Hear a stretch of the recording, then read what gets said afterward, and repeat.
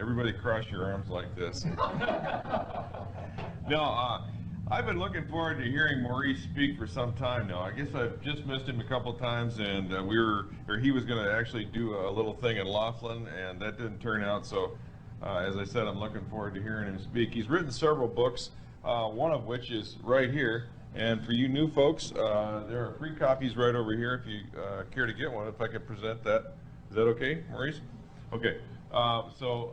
This is one of them. He's written another one. He's got a third one coming out, and he's going to be talking basically on this kind of a summarization of the interaction between extraterrestrials on this planet, the government, and the activities that surround the combination of us, the government, and the extraterrestrials.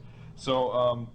Without any further ado, I'd like to present Maurice Osborn for your enjoyment, and welcome, Maurice.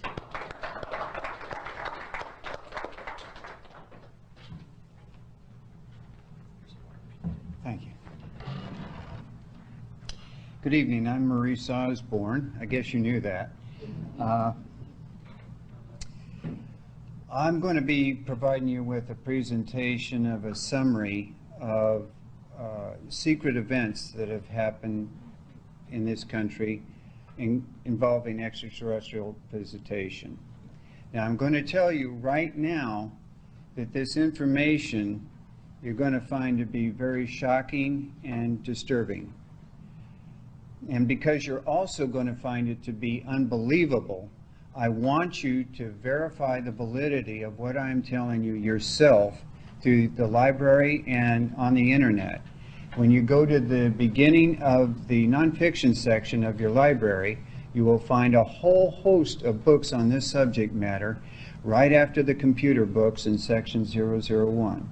And when you go on the internet, you'll find a wealth of information at website www.majesticdocuments.com.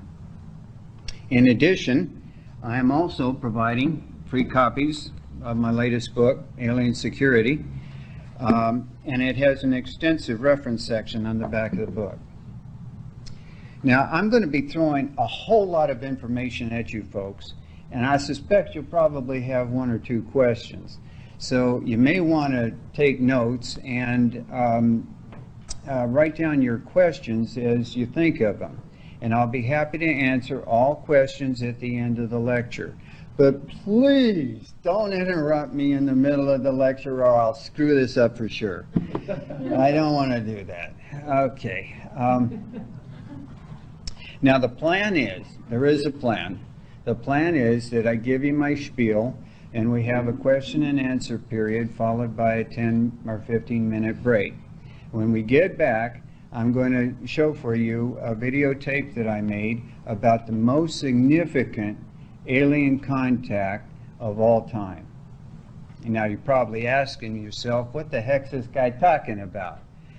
Well, I'm not going to tell you. Hey, I got to do something to keep you from walking out on me here.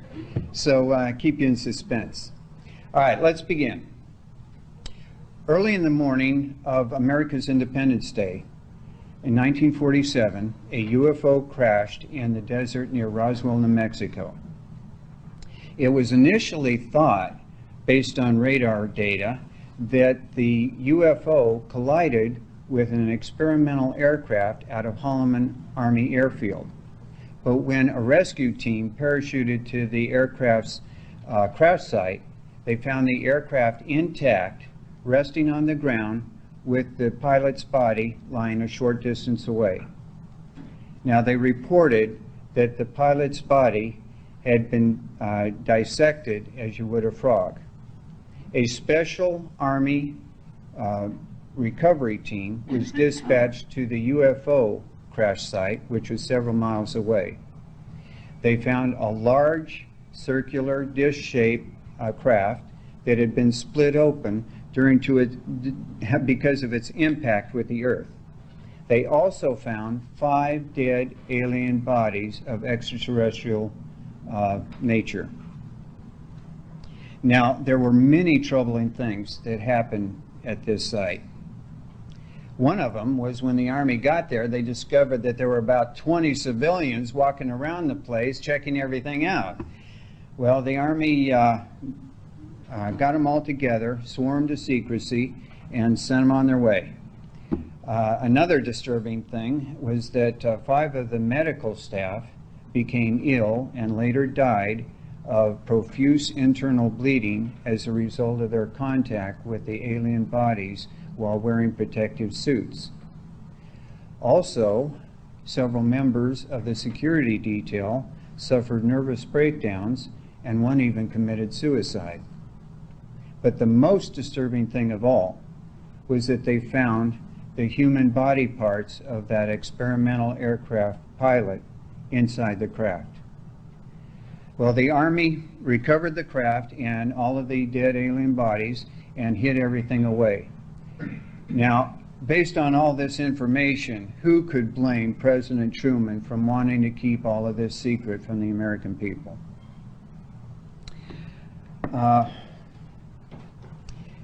At Roswell Army Airfield, which is near there, they stored a great deal of the debris from this crash site. And the base commander was very concerned that the civilians that were at the crash site might talk to some of the reporters in the area, and that he would have to answer the questions from the reporters himself about what these civilians were saying. So what he did was he brought in his public relations officer. It was Lieutenant Hout, and he told him about the recovered UFO, and he told him to go and write up a public, what do they call that, a press release. And so all of a sudden this Lieutenant Hout realizes that he's about to write a press release of the most significant news story of all time. So he dutifully sits down in his office, writes the press release, and then goes out and hand delivers copies of it to all the newspapers and radio stations in the area. Well, sure enough, the next day, and the newspapers in the area, they all read in big headlines, "Army captures flying saucer." When President Truman heard about this, I mean, he was ticked off. I mean, he was furious at the breach of security. Now, in the Army, we had the same. And since we're in mixed company, forgive my language, but it said, "Shit rolls downhill." Well, President Truman decided to express his disapproval at what happened to the chairman of the Joint Chiefs of Staff. And the chairman likewise expressed his disapproval to the general that was responsible for the area in question. And of course, that general expressed his disapproval to the base commander. And you can imagine what happened to poor Lieutenant Howe. The base commander was ordered to go on an extended leave of absence. And all of the debris from the UFO was shipped to Texas, where the general's headquarters were. And the general went ahead and provided a press conference and told everybody in the news media that what the Army actually recovered was a crashed weather balloon. Well, the news media bought it, and in order to reinforce this, all of the people that had any knowledge about the crash site were rounded up and were either intimidated, coerced, paid off, or terminated in order to keep everything quiet. And it was very successful for many, many years. But I'm digressing here. The thing is that they performed autopsies on these dead alien bodies. They were essentially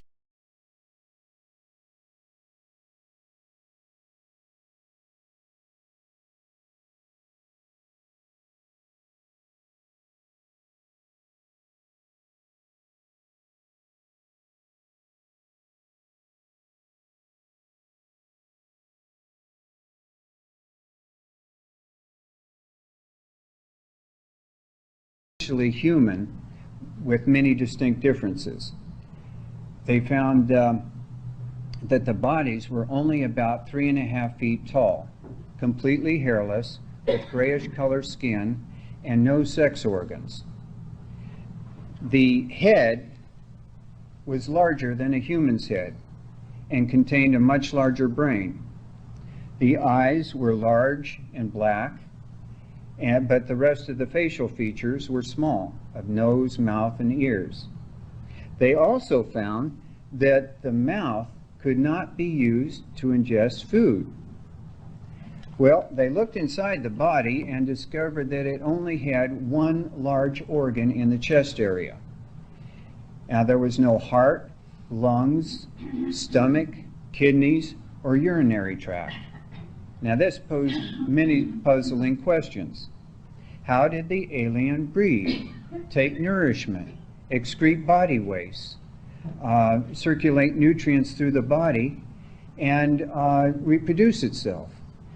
Well, it turns out that that one large organ had the combined function of a heart and lung, and that the aliens take nourishment by absorbing a biological slurry mixture through the pores of their skin, and they excrete body waste back out through those same pores. The food turned out to be made up of nutrients that were found in the human body parts in the craft. It was also discovered or determined that the aliens reproduced themselves through the cloning process, because it was found that all of the alien bodies were identical in every way.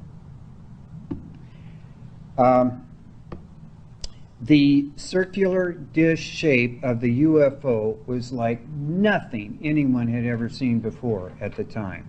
I mean, there were no propellers or jets, no wings or surface control surfaces. The surface of the craft had no weld marks, rivets, or soldering joints. The components of the craft appeared to be molded and pressed together into a perfect fit. They also found that the craft was powered by a small atomic engine. And below the power plant level, they discovered a ball turret 10 feet in diameter, which they assumed was the main propulsion unit that functioned like a bladeless turbine engine. Now, this is pretty bizarre stuff for the people in 1947.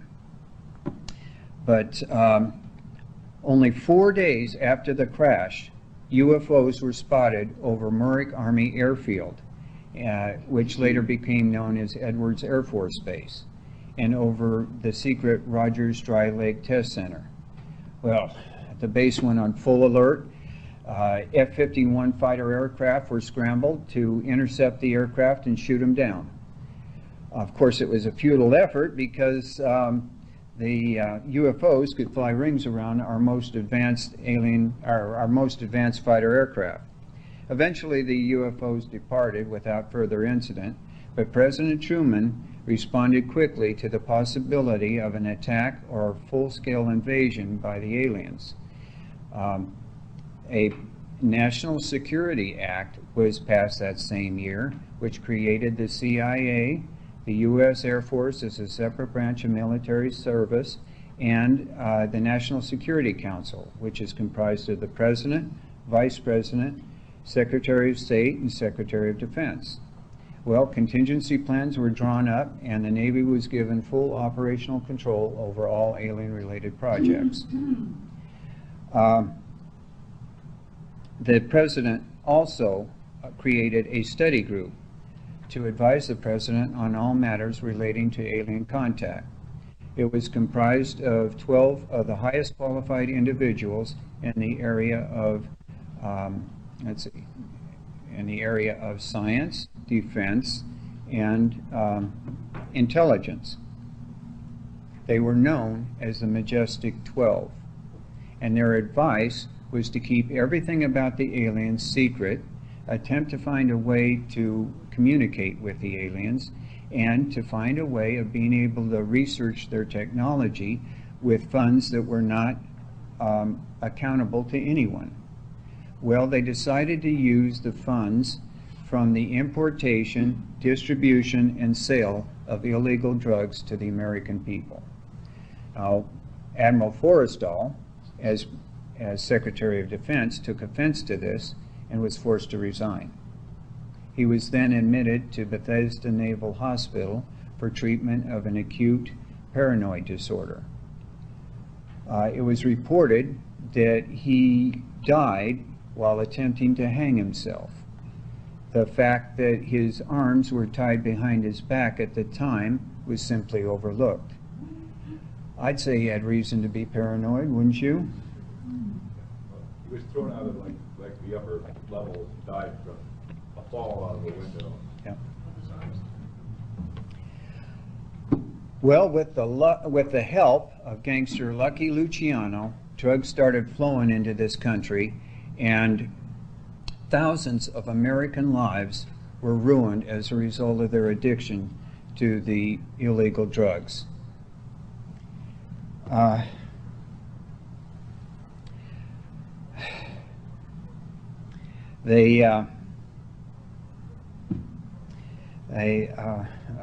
sorry, I know some people that suffered this fate. In any case, by 1951, they finally had enough drug money to be able to build Dreamland, which stands for Data Repository and Maintenance Land, at Area 51 in Nevada. They were then ready to begin testing and evaluating the alien technology that they'd been recovering over the years. They did it completely outside of congressional scrutiny and of the knowledge of the mainstream government. In 1952, several agencies were created by the government to help deal with the alien problem. The National Security Agency was established, and together with the CIA and the newly founded National Reconnaissance Office, as well as the Delta Security Forces, they completely took over all alien contact related activities. In 1953, Project Sigma was successful in establishing communications with a gray-skinned species commonly referred to as Greys, who stated that their abduction of humans was merely for examination purposes, that they meant us no harm, and that they were willing to share their advanced technology with our government. Well, another blonde-haired, blue-eyed, human-looking species from the Pleiades star system met with President Eisenhower to warn him about the true intentions of the Greys, which is to take over the world, and they offered us their help. Well, in order for us to get their help, we would have to destroy all of our nuclear weapons, begin teaching our people to practice unconditional love and acceptance of our fellow man, stop polluting the planet, and invite them to come and help us. Well, their offer was refused because they wouldn't share their advanced technology with us. They stated that humanity was not spiritually evolved enough to be able to deal with their technology. So it was decided instead to enter into an agreement with the Greys, whereby the U.S. would not interfere with alien activities or reveal the alien presence. And the aliens would be permitted to maintain underground bases on U.S. soil, as well as being able to abduct humans on a periodic and limited basis for medical examinations, provided that they were returned unharmed and without memory of the incident, and that a list of their names would be provided to the National Security Council on a regular basis. In exchange, the aliens agreed to make their advanced technology available to our government. Now, this doesn't sound like a bad deal, does it? Unless, of course, you're one of those that are abducted, or you don't care about what the aliens are doing in their underground bases. A meeting took place, which was just like in the movie Close Encounters of the Third Kind. At this meeting, a representative of humanity and the alien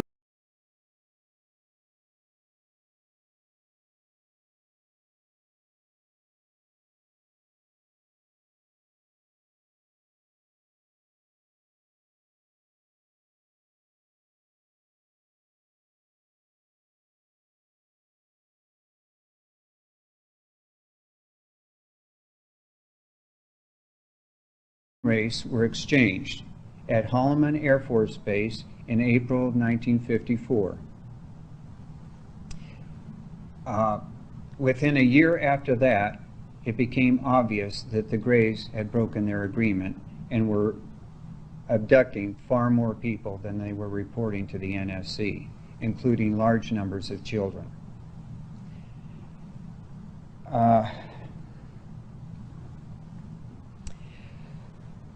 Sorry. The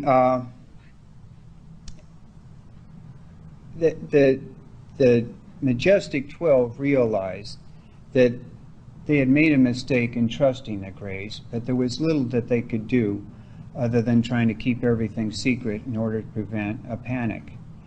The abductions turned out to be used for the insertion of tiny implant devices through the nasal cavity into the brain for purposes of monitoring, tracking, and control of the abductees,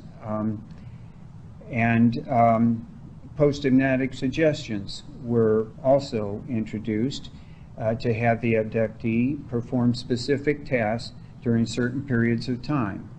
Some of the abductees were killed in order to provide a living source of biological materials. Others were simply killed if they posed a threat to alien activities. Genetic experiments were conducted on others, and there were many, many women that were impregnated for 3-month pregnancies in order to conceive of crossbred infants. Now,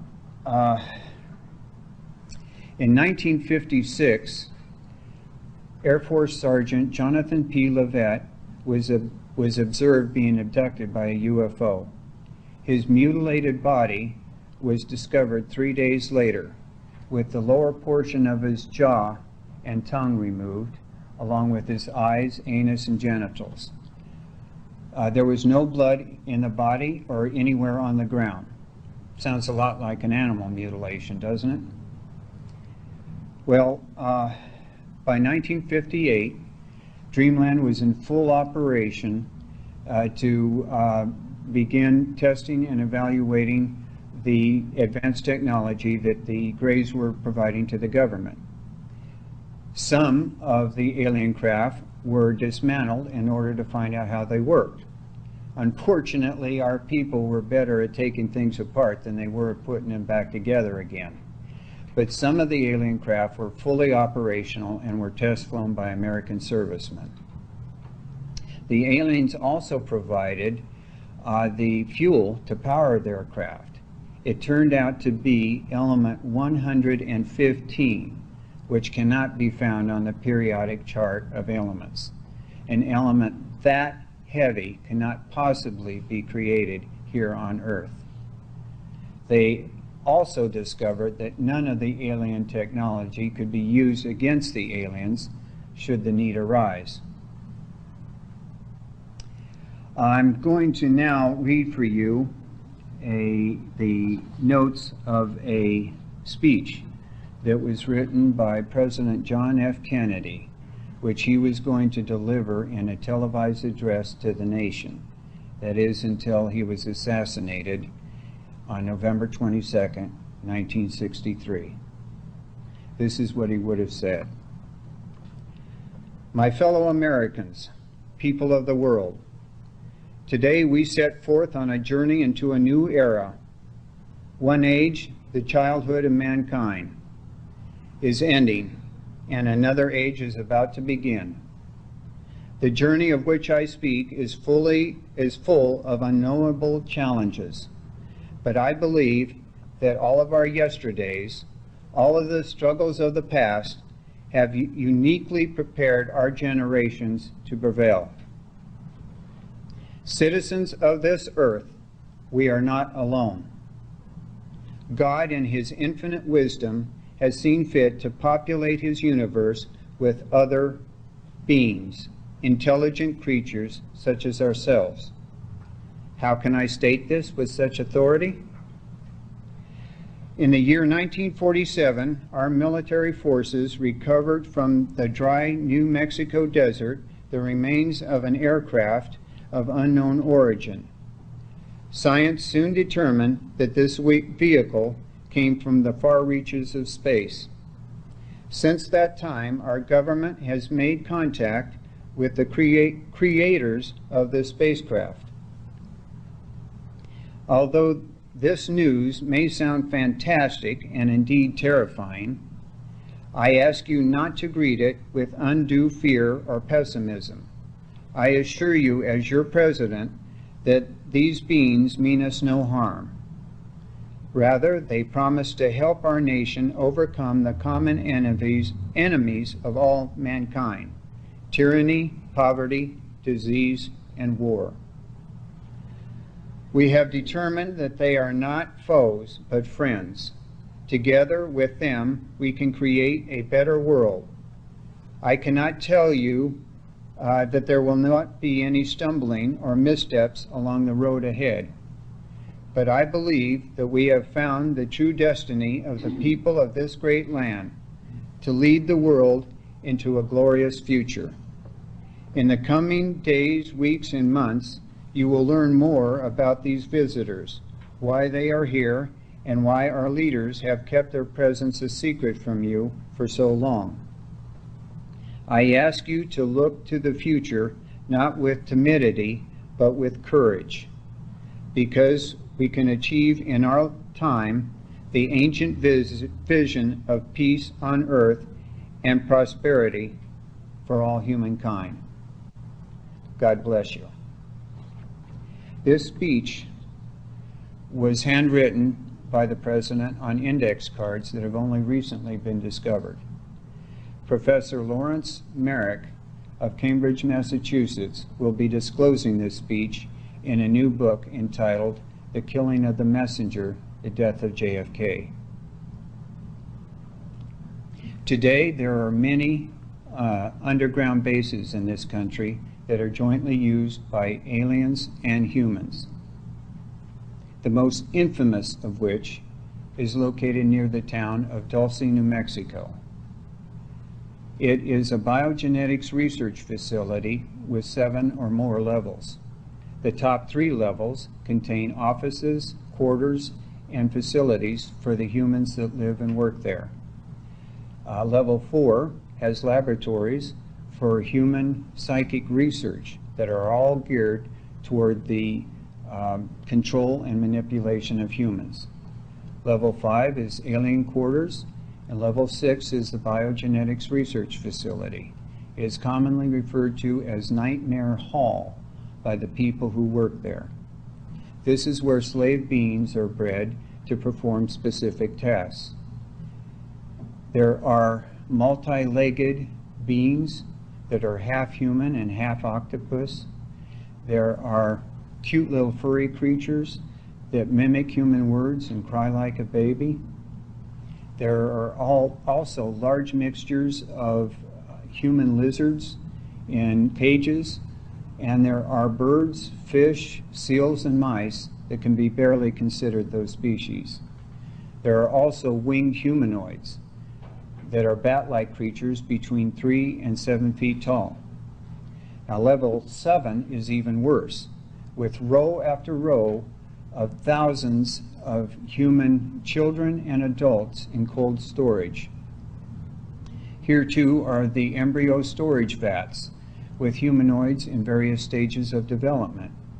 And there are many, many humans that are stored in clear cylindrical containers where they're suspended in a yellow or amber fluid, and they are alive and conscious but unable to move or to make a single sound. In 1979, a resistance movement was formed by the people who work there, and a confrontation broke out involving weapons between the humans and the aliens. When it was all over, 44 scientists and 66 military servicemen lost their lives. Today, the base is in full operation, and one can only imagine what they've accomplished in the 23 years since then. Ladies and gentlemen, there is a secret government in this country that is killing our children with drugs.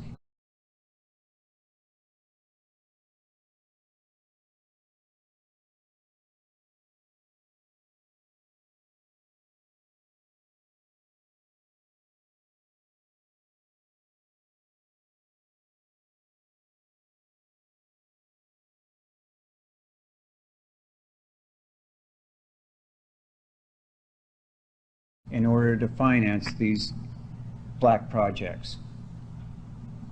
This is illegal under the Constitution and in every state of the Union. They are allowing innocent human beings to be abducted and used under an agreement with an alien nation from another planet for their goal to rule the world. At any moment, an alien craft can come down over your home and take you or any member of your family or your loved ones away, never to be seen again. And let me tell you, if that happens, you and they will experience unspeakable horrors before your eventual deaths. I believe that it is in order for us to extricate ourselves from the covert and sinister plans of these beings from the aliens that have entered into an agreement with our government which has occurred completely outside of the knowledge and consent of the American people, we are going to need to regain control over our government. Now, I'm a patriot, and I love this country and its form of government very much. I am not advocating overthrowing the government, but what I do advocate is the removal from office of all of those people that conspire with the Greys to erode our freedoms and abolish the Constitution in favor of a one world government and a new world order. And who are these people that I speak of? Well, in 1776, a Jesuit priest by the name of Adam Weishaupt founded a secret society known as the Illuminati.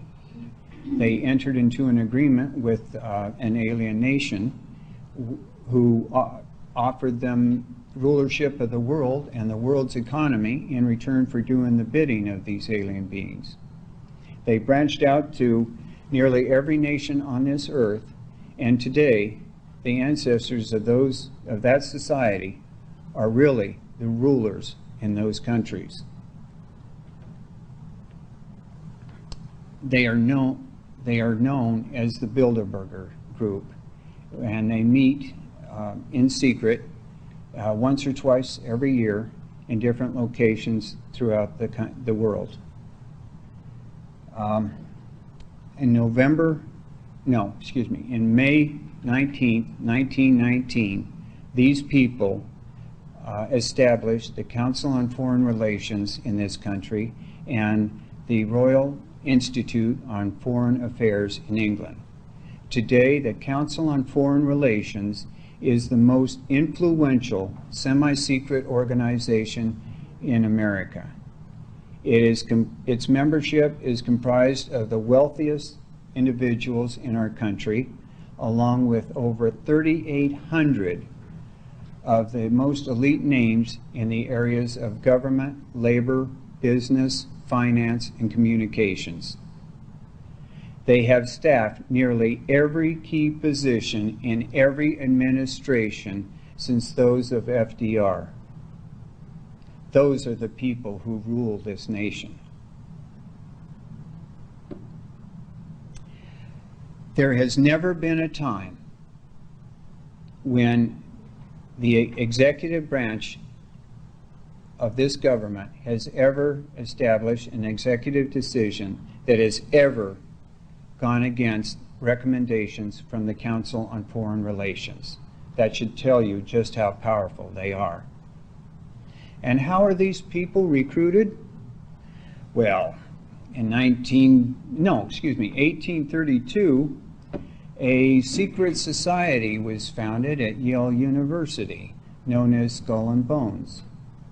This is a religious cult where people worship the skull as a means to contemplate their own deaths. Blood-curdling screams are heard coming from the tombs of Skull and Bones. This is where members reveal their sexual autobiographies in what is termed connubial bliss. They are initiated into this web by laying naked in a coffin before their fellow members. And what trusted members of our government are members of this group, of this cult? Why, none other than President George W. Bush Jr. and his father, George Bush Sr.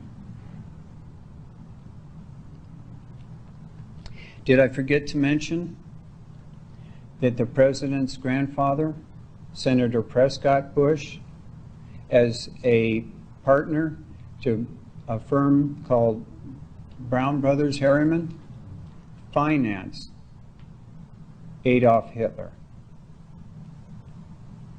I believe that we're going to need the help of the blonde-haired, blue-eyed beings from the Pleiades system to help us in this struggle. But in order to get their help, we are going to need to start practicing unconditional love and acceptance of our fellow man, stop polluting the planet, and invite them to come and help us. Now, although you're being asked to love and accept everyone as children of God, this does not mean that you have to trust and permit them to harm you, your loved ones, or this great nation. What it means is that you should understand that everyone is evolving in their own way, and that you should do everything in your power to preserve your freedoms and the rights of all mankind. I believe that if enough people can join together in this great cause, that we can overcome the sinister plans of evil entities and finally find peace on earth in our lifetimes. Thank you for having me speak at your meeting.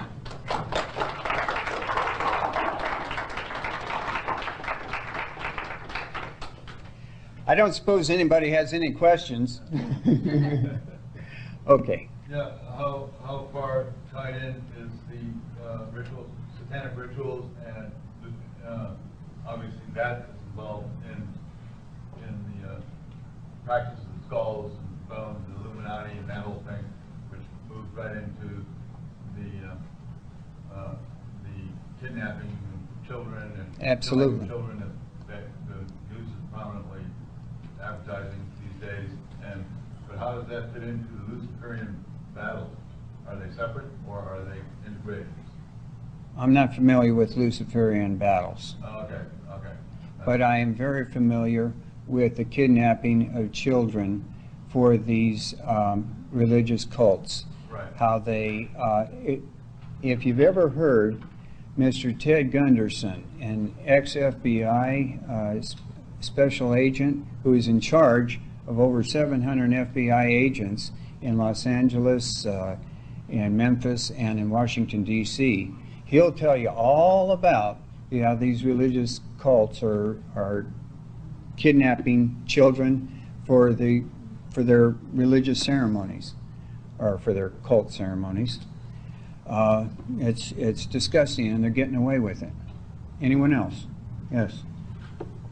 Relationship of the reptilians to the Greys and the That's an excellent question. You know, I never mentioned the reptilians at all. To tell you the truth, glad you brought that up. My first book was called Alien Life Forms. It discussed 9 different alien species that are the most active here on this planet. I prepared a speech all for that, but you'll have to invite me back for that. The deal is with the relationship, well, what he's referring to is that there is a a reptilian race. All right, I'll get into it. The deal is that I call these people lizard people because they stand like human beings with arms and hands, but they have the head and skin of a lizard with vertical slit eyes and all that, and claws instead of hands. Now, their leader elite is a winged serpent from the Draco, what do they call that? Constellation. These are the rulers over the Greys. The Greys take their orders from the reptilians.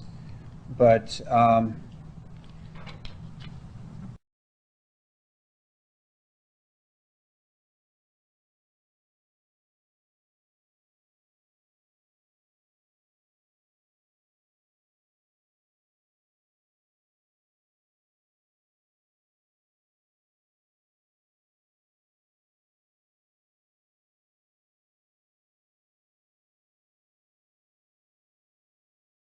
I won't get into what they're doing. You have to ask me to come back to get more information on that. Anybody else? Plenty of time. Plenty of time? Mhm. Well, I'm going to show you a video a little later, but after a break. All right. Gee, I tell you. Things I got to do here. All right, the deal is that these reptilians are evolved tyrants. They don't need us. We're not highly evolved people for them. We can't build great UFOs that are, they're spaceships that they could feel proud in riding. We don't have the technology that can really be useful to them. The only reason these reptilians need us is so that they can dominate us, control us. And it's disgusting because the problem is, if they were truly evolved beings, they'd realize that they were being slaves to their own need to have slaves, instead of evolving on their own, instead of letting people do their own thing. But they're great warriors, and they've certainly evolved to be able to conduct great battles throughout the universe. The Greys, on the other hand, are very intelligent beings, extremely intelligent. And as a matter of fact, when we've had live Greys in our possession, they had the uncanny ability to walk through walls. And the way that they do that is they just have to look at a wall and dematerialize its atoms to walk through it, and then they rematerialize it again, the wall, after they've passed. And that's how powerful they are. They're extremely intelligent beings. And that's the only way that they have an edge over us, is through their intellect and technology. Otherwise, they're not warriors. They couldn't fight the reptilians. And so the reptilians have control over them. So they're doing the bidding of the reptilians. Anything else? Yes? Where are some of the other underground bases? Oh, boy. Has anyone heard about Denver Airport? Is that disgusting? They've got artwork there that show people in slavery and bondage and being controlled. It's just disgusting. What you may not know is that there's a very large underground base there, and it's primarily used for the all right, damn, I'll tell you. It's primarily used to confine people who go against their plans. It's just disgusting what they're doing there. That's one. There are several in many parts of the nation. Edwards Air Force Base, they're all over. And there are, this is interesting, they've got these tube shuttles underground that are incredibly fast and efficient. I wish we had them today. within a half an hour, you can go from Washington, D.C. to Dulce, New Mexico. I mean, it's incredible how efficient these things are. Of course, they're using alien technology for this, but I wish we had general access to those technologies. Yes? Is this the same group that the Nazi Germany had contact with prior or during the war?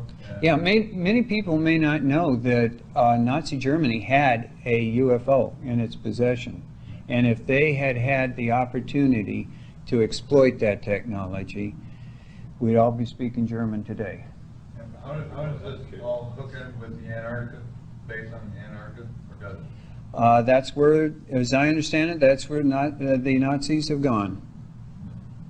That's where they escaped. That's why the Russians and the U.S. have open bases there. Yeah. Well, there's a lot of, there's a lot of reports of there being in Brazil and Yes, Argentina, South America also, is that correct?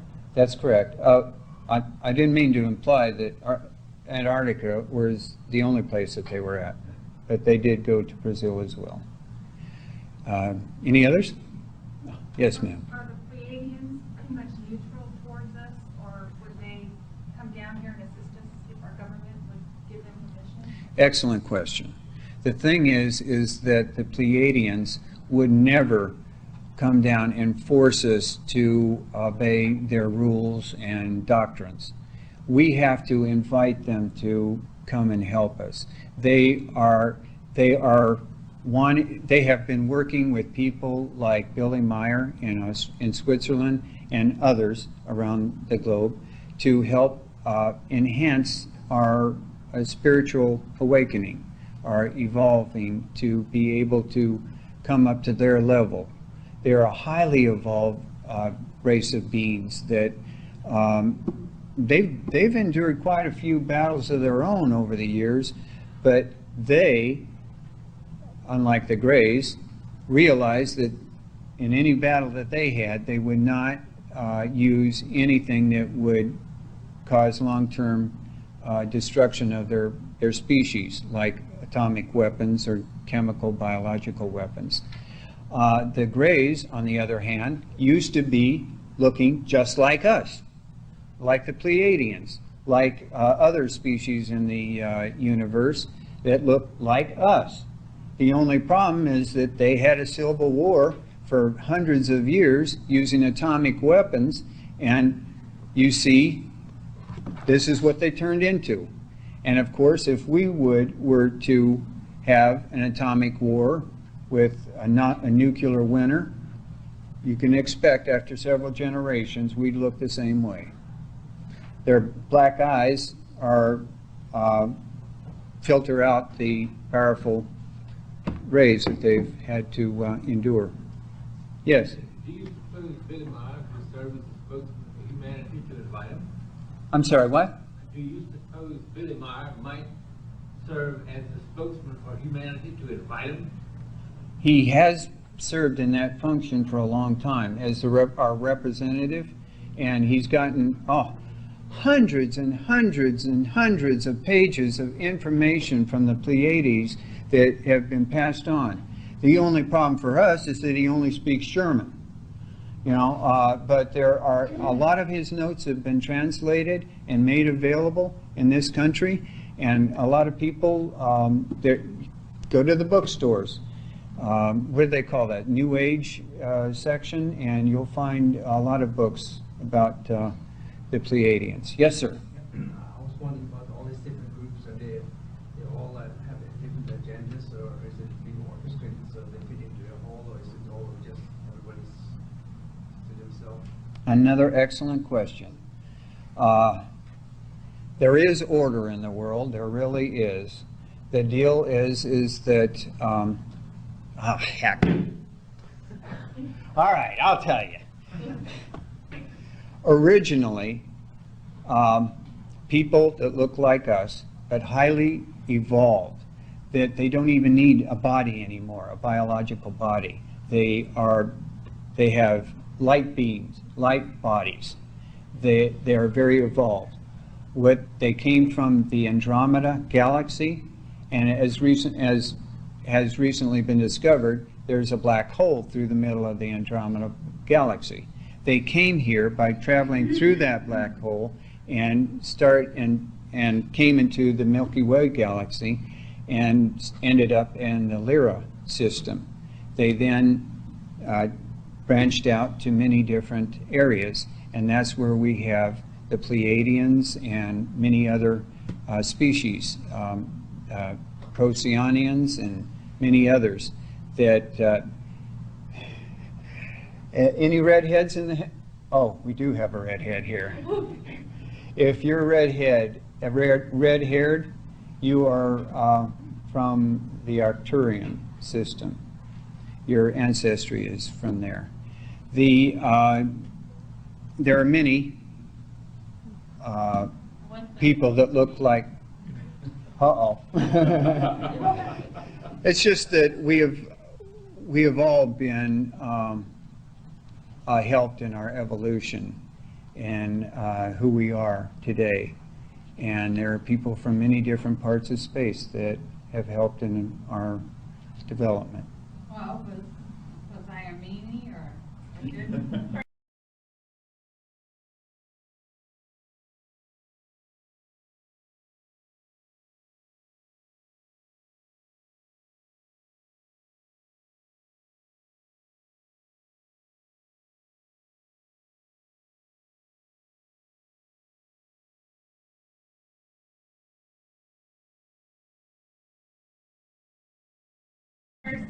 what's the deal? No, the Arcturians actually are neutral towards humanity. They don't get involved. They're not fighters. They're not warriors. They think the best of us and want the best for us, but they're not going to get involved. They'll help us whenever they can to develop, but they're not going to get involved. I'm digressing here for a minute. Let me continue. The deal is that because this man was talking about the order, or what's the relationship of all these alien beings, and as I said before, we have these reptilians who are warriors, and it wouldn't take them no time at all to come here and conquer us, nor would it take the Greys long to conquer us if they just came right out with their ships and did it. But the Andromedians, the people from the Andromeda galaxy, are watching over it. They are more powerful than anyone else in the universe, and they will protect us and all of the universe from people, from other beings exploiting us. The only reason the Greys have the control that they have with us now is because of the agreement that our stupid government officials made with the Greys, and it's respected by other races. Anyone else? Did I answer your question, sir? Well, sort of, to follow on, how does this tie with angelic hierarchy? Is angelic hierarchy? Yes, sir. So how does it tie in with aliens? Well, the term angelic refers to beings that have never been human. They are so highly evolved, they've never had to be de-evolved into living on our planet. Because once you live, there's a lot of bad people here and a lot of bad experiences. But when you're an angel, you don't have to experience all those things, or they haven't had to experience all the misery we've experienced as human beings. But in my opinion, the most highly evolved beings are the Andromedans.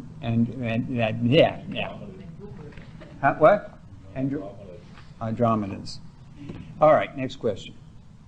How much time elapsed between Kennedy writing that UFO memo of his speech and his assassination? The index cards that I spoke of were in Governor Connolly's pocket at the time of the assassination. They became blood-soaked as a result of the The wounded, yeah, he was wounded as well. So what happened was that the governor, and when he regained consciousness, told one of his aides to put those cards into a safe deposit box and not reveal those cards or their content to anyone until his death. When he died, the aide made them available to Professor Murray. Anyone else? Yes, sir. Which alien group was involved in human genetic engineering that's reflected in the Old Testament, as well as the other question is, I've heard, I don't know, but that this man or entity came down that later became, his name was Jesus, and raised Christ and became Christ in order to show man their potential. And is there any connection with that story and Pleiadians or other aliens coming down, incarnating for that purpose? 2 questions. Boy, you're picking on me, aren't you?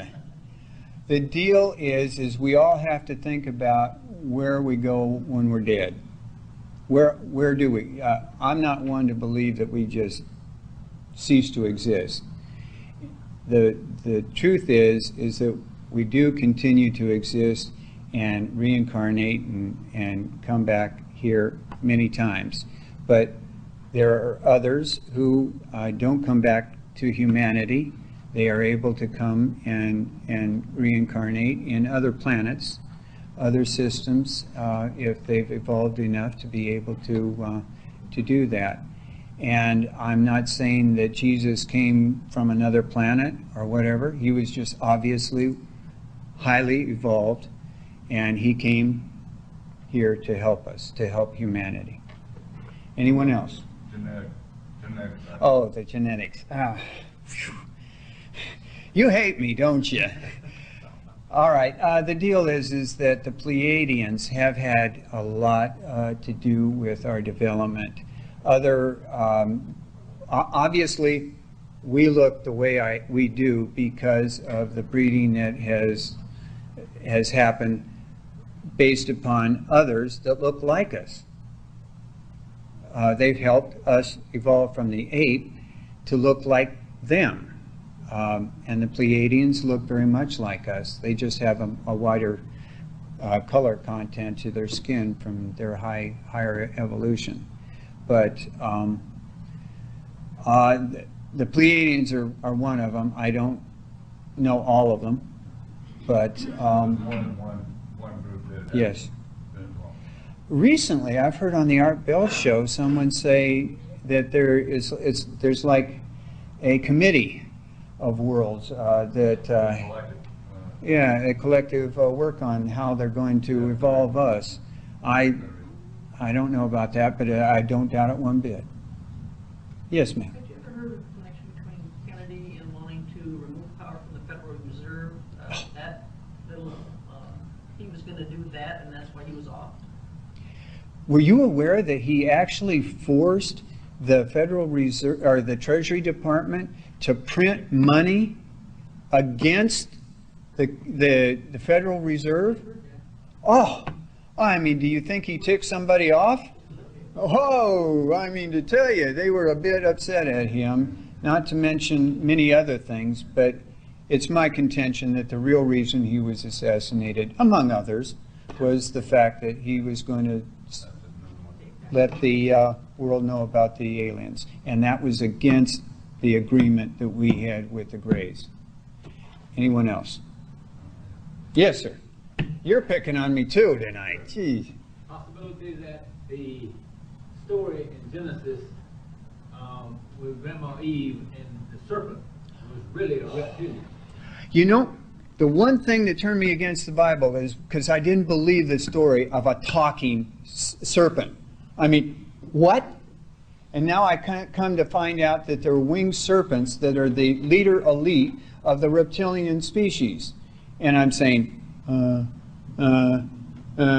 yeah, I don't doubt one bit that these beings from the Draco system have had an effect on, you see, the deal is that the Pleiadians had helped us to evolve, but at one point we were not really conscious beings having our own unique consciousness. We were just slave laborers, as you might say, for their minds.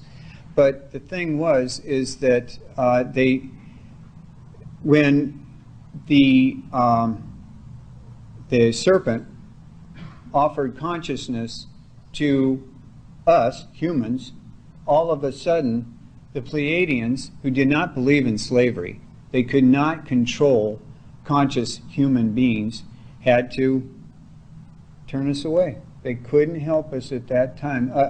That is to say, they couldn't take care of us and treat us as slaves anymore, because that's against their rules. So that's the story of turning us out. Did you have a question? Yeah, well, just an observation. I was interested in, last week, I think you were here, it was about asking questions and so on, and there's hardly a day that goes by that I don't say, who are those guys and why are they doing that? And in other words, why are these people trying to oppress us? Just leave me alone. I don't need you. I don't need your interference and so on. And I thought that you addressed that very well in that Draco part. I mean, it makes a nice picture, at least in my mind. I'm glad. Anyone else? Okay, let's take it. Oh no, not a.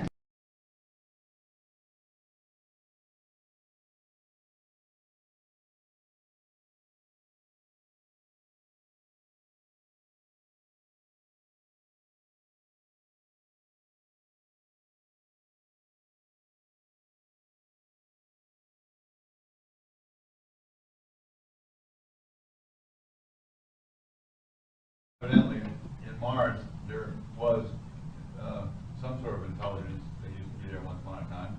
Maybe still is. I'll be presenting information on that with the videotape with regards to Mars. But with regards to the 12th planet, did anyone hear the Art Bell show where that lady had the Zeta talk? Oh, yeah, right.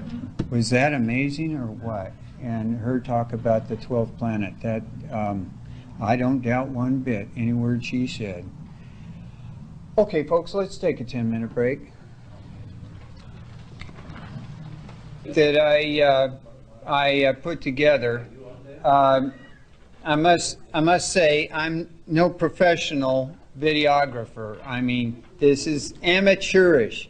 So don't be judging this on the quality as much as on the content. It's more important that you appreciate what's being said than how it's being presented. Believe me, I'm not the world's greatest.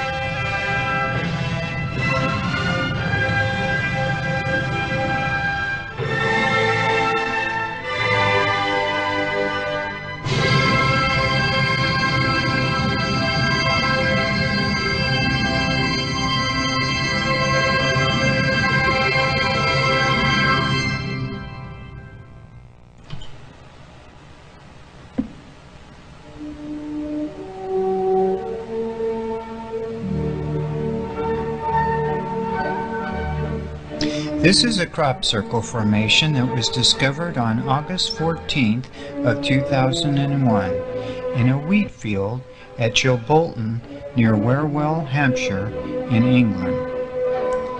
It is about 100 feet wide and 120 feet long.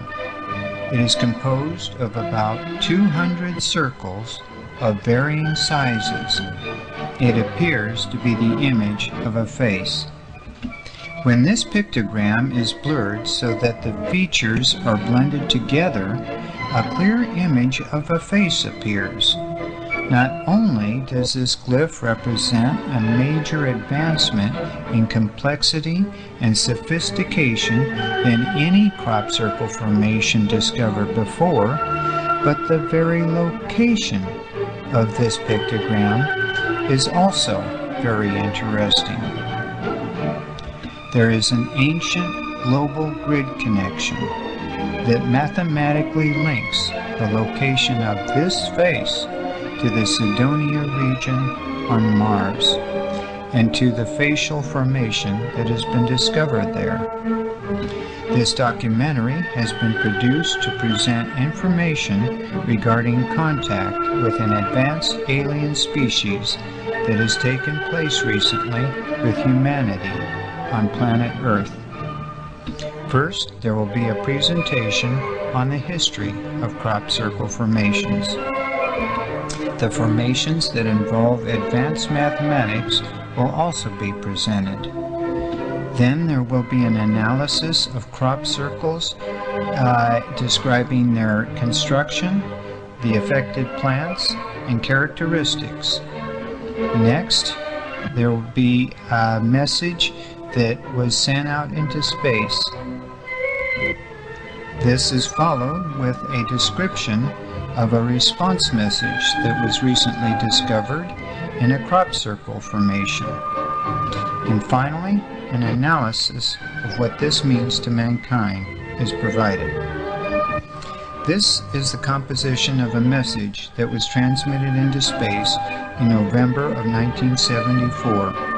Dr. Carl Sagan and Sir Francis Drake created this message as part of a project for the search for extraterrestrial intelligence.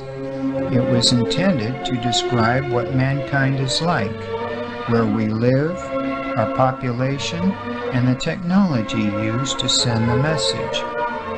It was transmitted with 2 trillion watts of radiated energy from the Arecibo radio telescope in Puerto Rico. The message was sent in a very narrow beam towards a galactic cluster known as M13, which is 65 million light years away.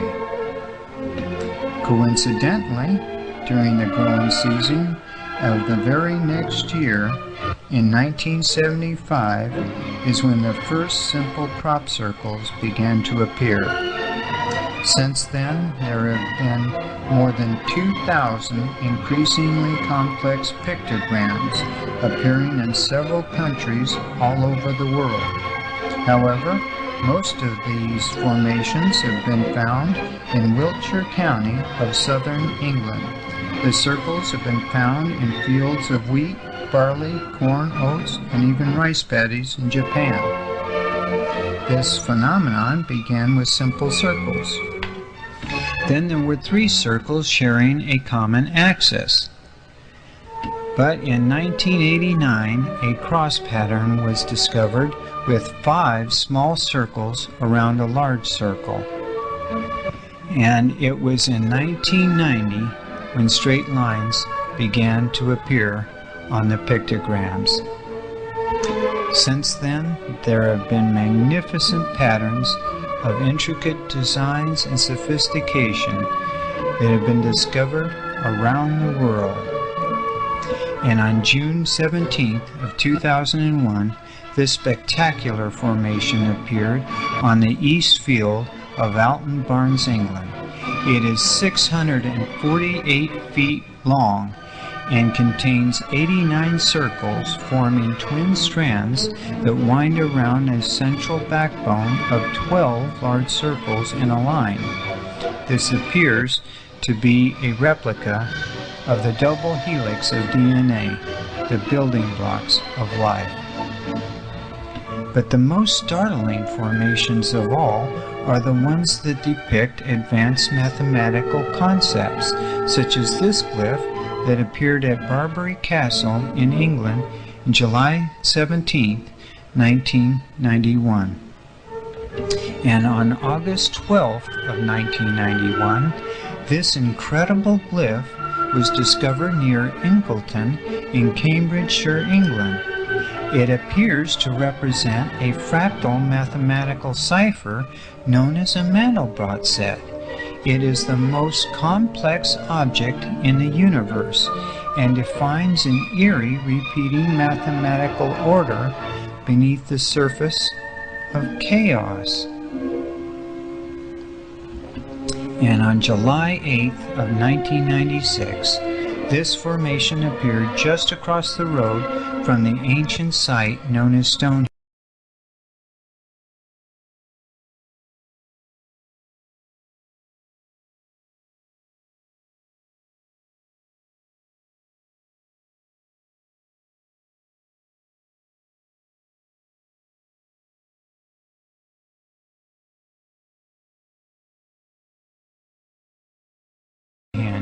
In England. It consists of 149 circles that cover an entire square acre of a wheat field. This design matches a mathematically produced image known as a Julia set that was invented by Gaston Julia from a study of fractals. And on July 30th of 1996, a formation with 194 circles over 1,000 feet in diameter was found at Windmill Hill near Yettsbury, Wiltshire, England. It consists of 3 strands of the Julia set. This formation has been found to have remarkable mathematical consistencies in triangular forms.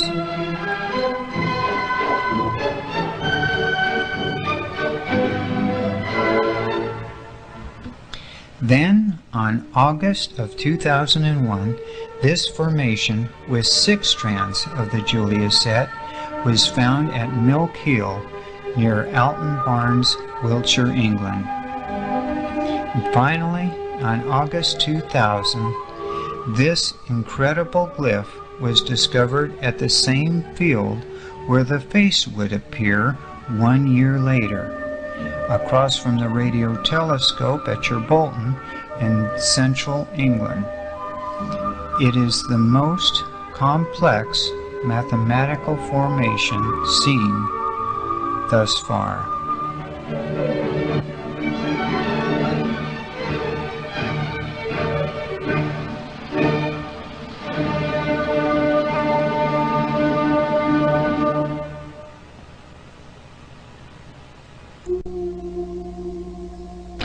In order to appreciate the importance that crop circle formations represent, it is necessary to understand how they are constructed, how the plants are affected, and the facts relating to how crop circles were created and not hoaxed.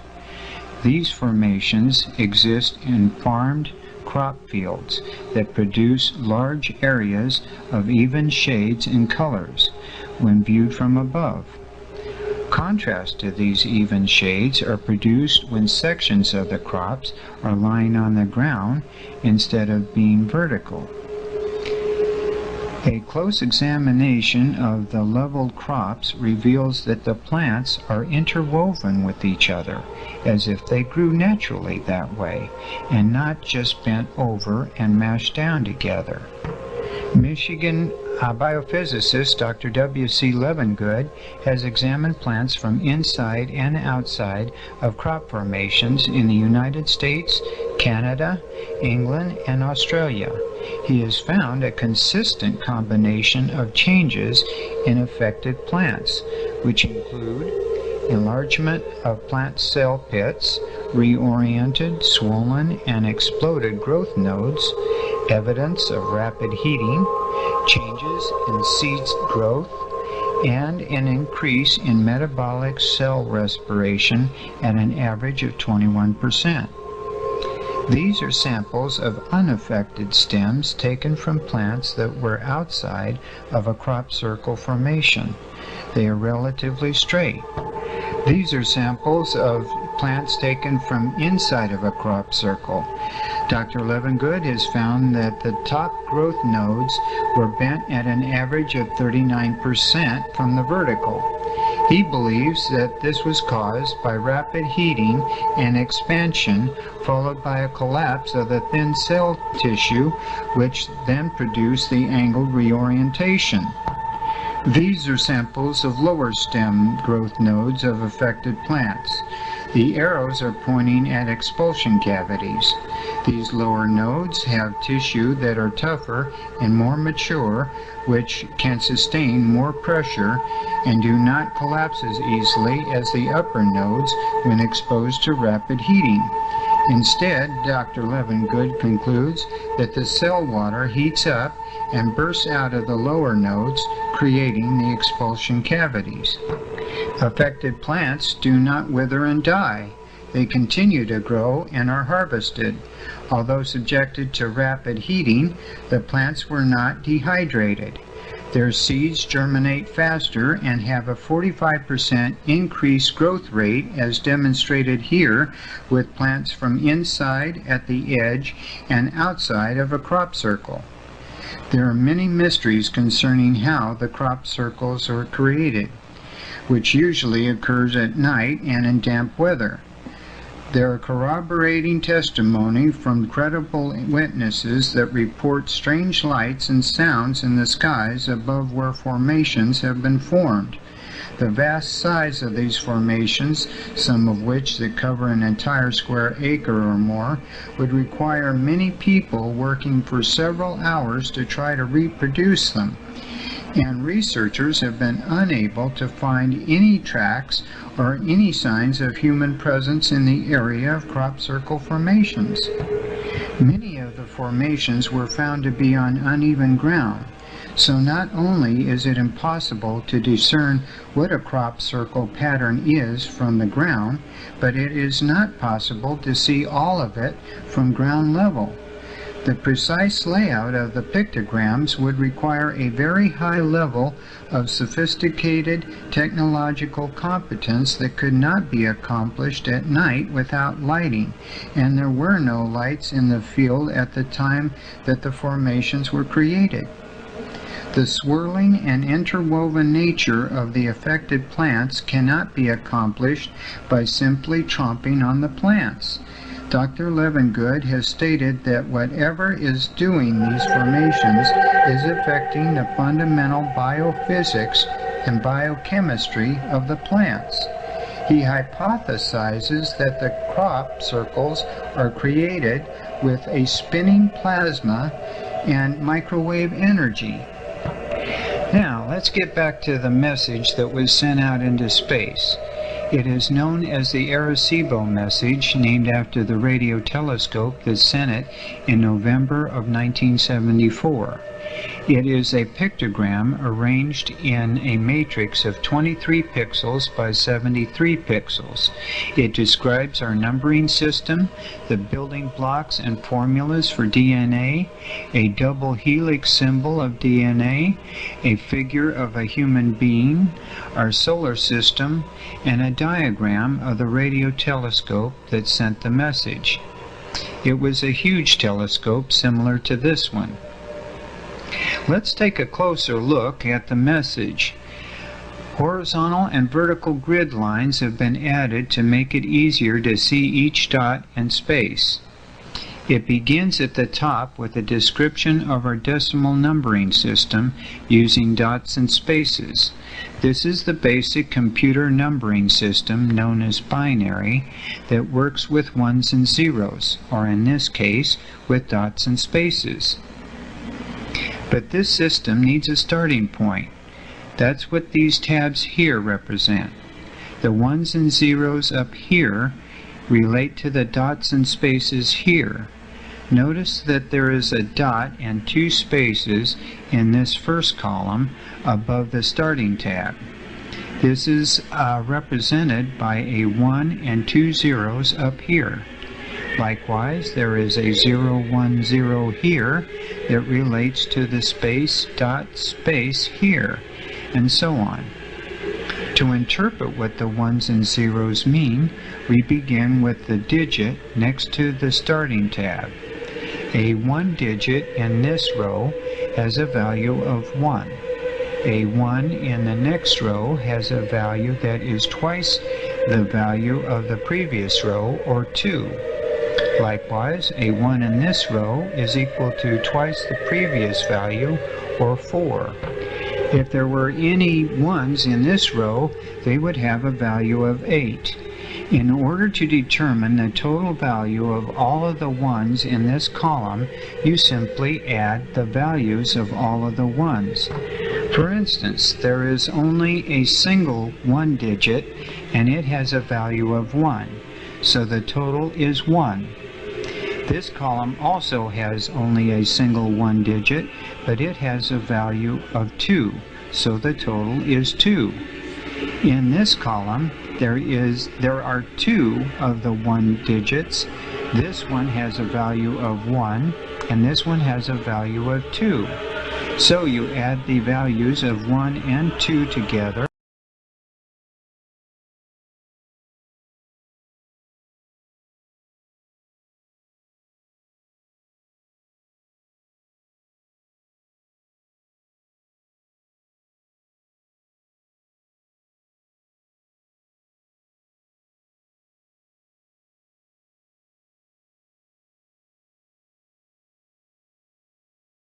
And you get 3. This column only has a single 1 digit with a value of 4, so the total is 4. But this column has 2 of the 1 digits with values of 1 and 4, so the total is 5. Here we have values of 2 and 4 for a total of 6, and here we have a value of 1, 2, and 4 for a total of 7.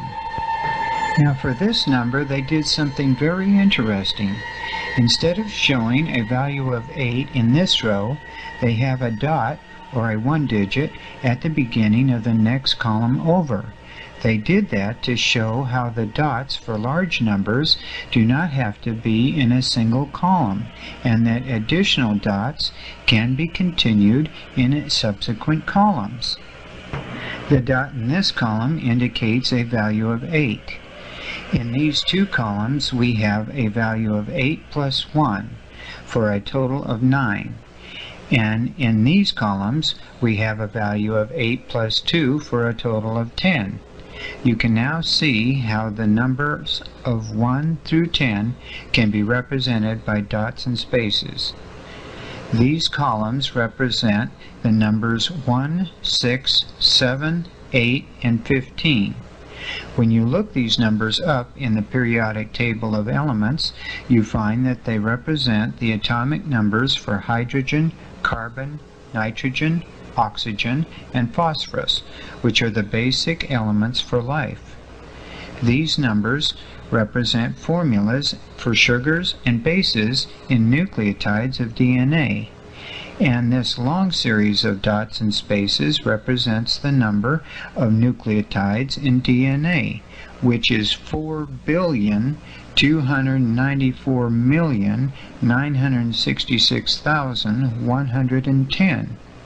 Finally, these curved lines represent the double helix of DNA. So, the simple dots and spaces of this portion of the message describes the entire composition of man. This is the lower portion of the Arecibo message. A human being is depicted here. These dots represent the number 14, which indicates mankind's height.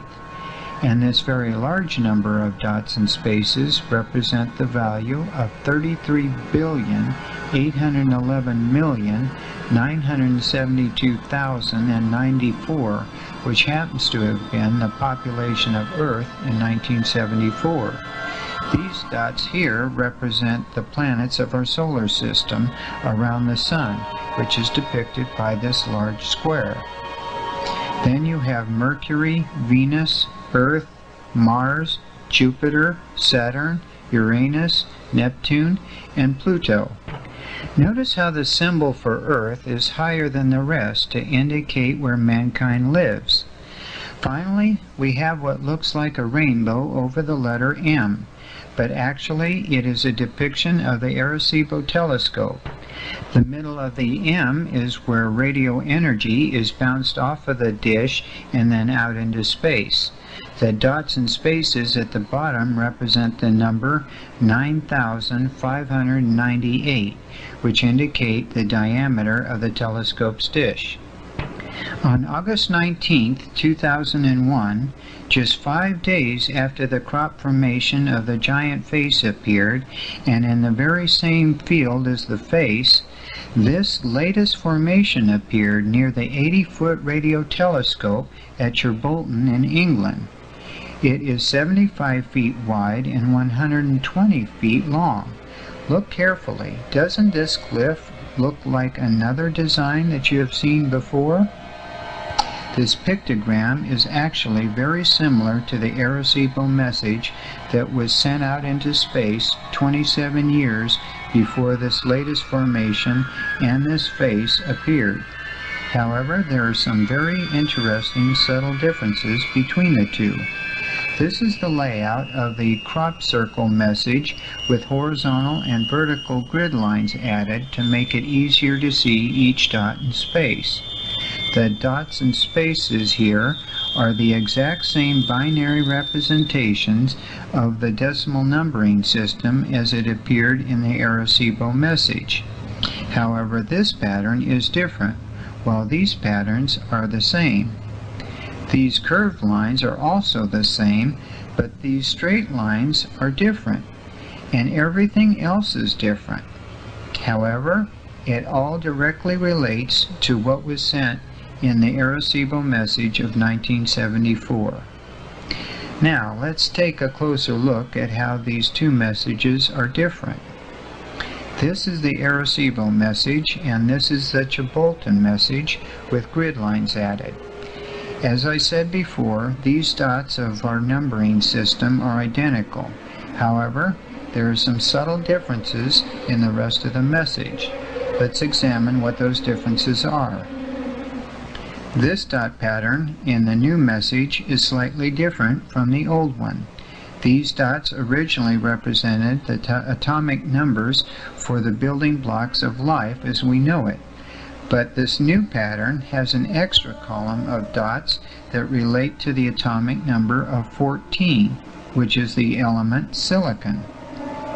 Does this mean that whoever designed this message has silicon in the makeup of their DNA?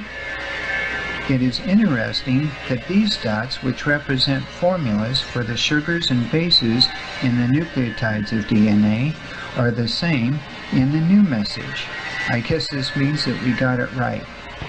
However, the new message has a space in this long dot pattern which represents the number of nucleotides in DNA. That causes the number to be decreased by 262,034.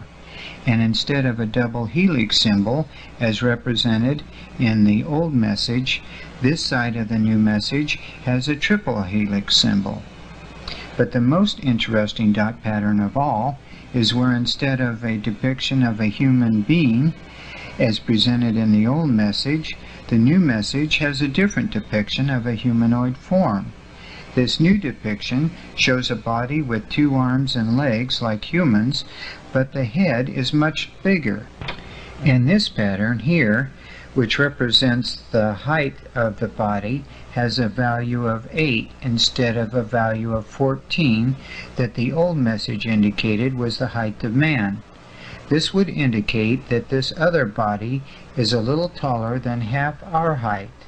And this dot pattern in the new message, which represents population, is also different from the old message. It indicates a population that is almost 6.5 billion larger than our own. Now let's examine these dot patterns here. The dots in the Arecibo message represented the 9 planets around the Sun. These long lines indicated the relative size of the planets.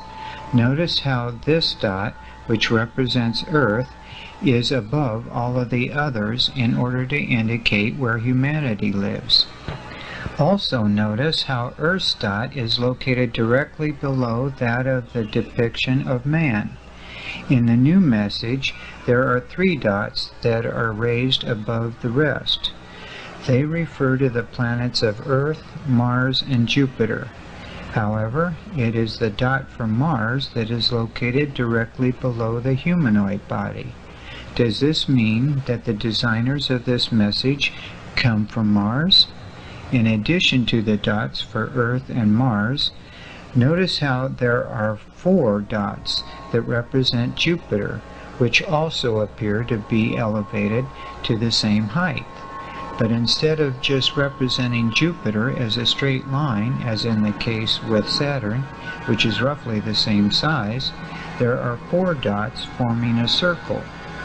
Jupiter is too big with too much gravity to support life. However, there are 4 moons around Jupiter that are roughly the same size as our moon.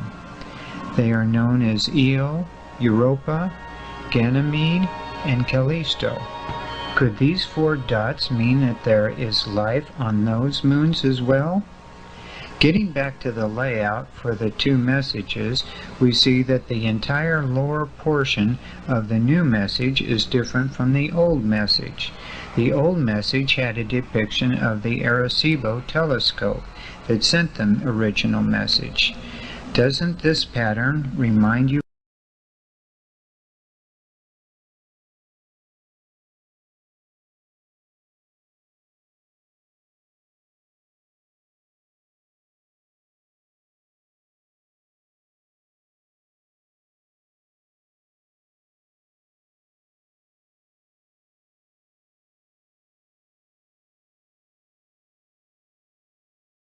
of something that you have seen before?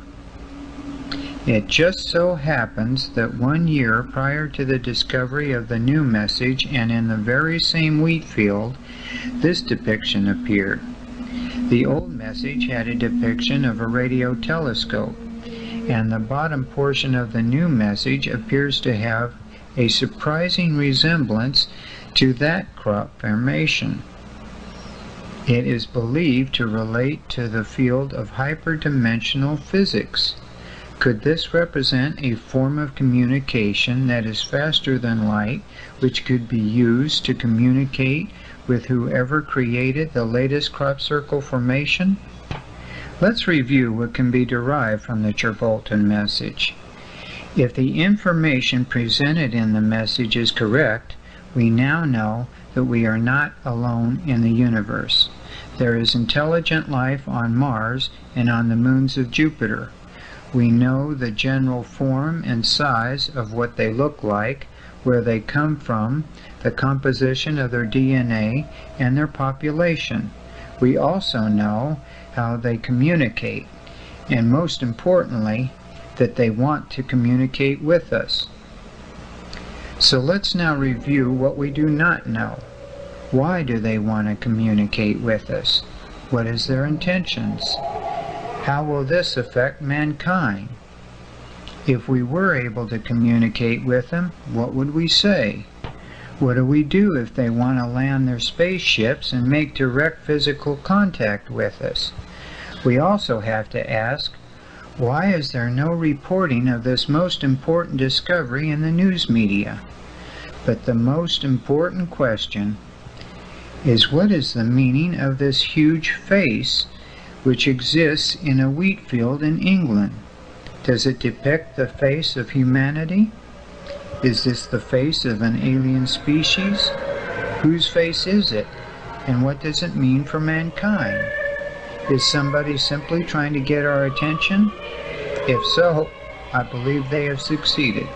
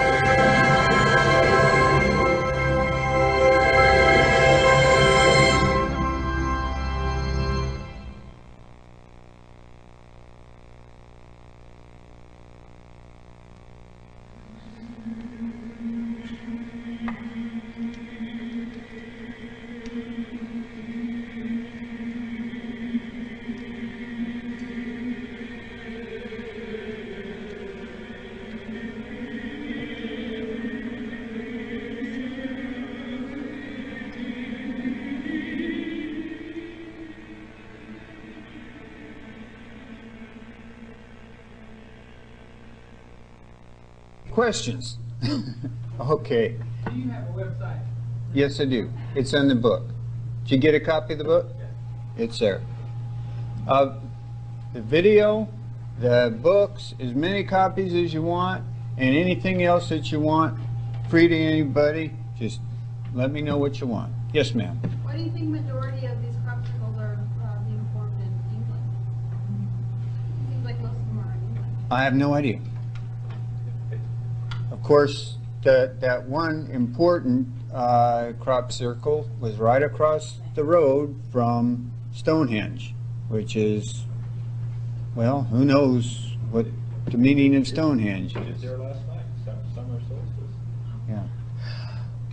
The one big thing about this that is really something that I'm going to be watching for is the fact that right now is the season for new crop circle formations. I can't wait to find out what's going to happen next.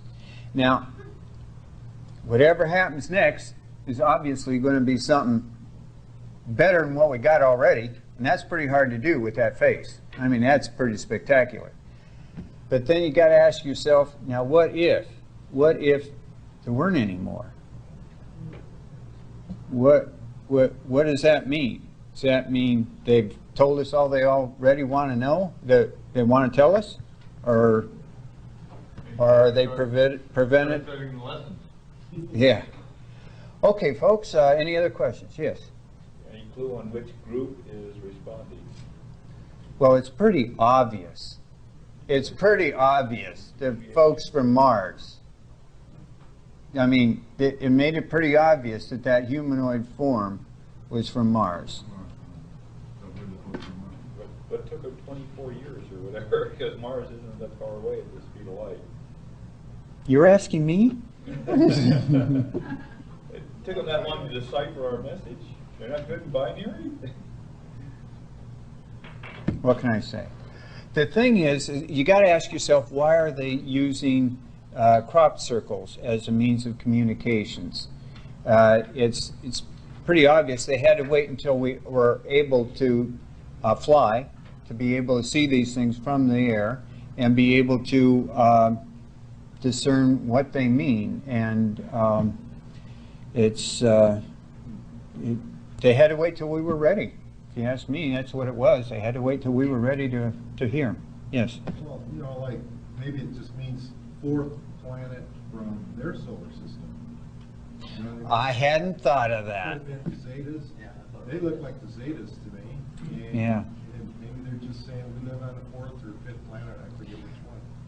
You're right. It could, that could be it. But the thing that gets me is that there are 9 planets around a sun, just like ours. The configuration was the same. Yeah. Other than those 3.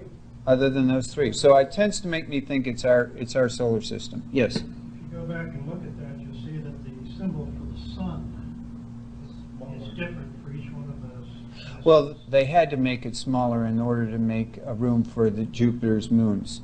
They had to make it smaller because they were running out of dots and spaces. But that's a good point. Anything else? Yes. Anything new about Planet X? All I do is revert as the Zeta talk. They seem to know what's going on with Planet X. And as they say, it looks like we got about a year before it gets here. And I was amazed. Did anyone go on their website of Zeta Talk and check out that new global map that they have of what our globe is going to look like after it's tilted? I mean, that is pretty incredible. I mean, you got to check that out, folks. It's pretty incredible. Anybody else? What website is that? www.zetatalk.com. Yes, sir. It's interesting, Maurice, that Ed Dames gave particular information about shifting things. Yes, he was right on. So there was Scallion, Gordon Scallion gave one, talking about a possible extremely large earthquake on the fault. Last week, there was one on the northern portion of the New Madrid Fault, 5 point something, I think it was Illinois. Evansville, Indiana. Indiana, in an area that normally doesn't have it. It just, it's maybe a coincidence that all three of these people came within a couple weeks of each other on there, and all talking about the same thing of a major planet coming close, maybe causing extreme damage to the population, so. Yes. Good.